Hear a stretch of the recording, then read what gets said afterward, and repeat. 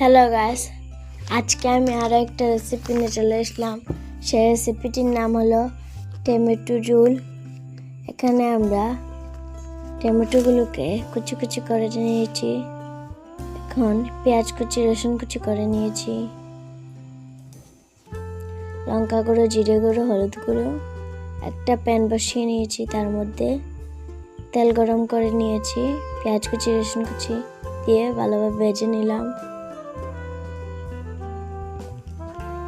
এবার মশলাগুলো সব দিয়ে দেব। এবার কষিয়ে নেব।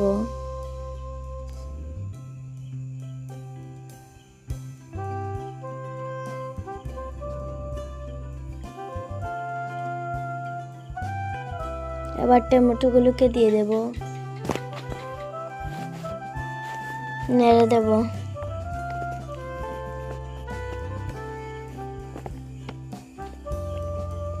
একটু লবণ দিলাম,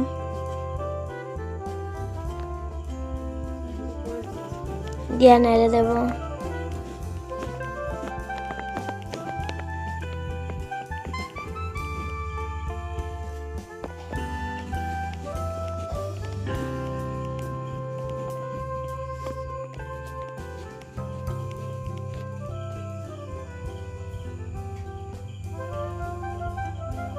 একটু জল দিয়ে দেব।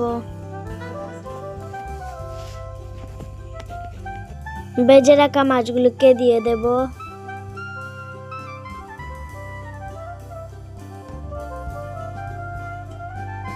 আমাদের টমেটো ঝোলটা রেডি হয়ে গেছে।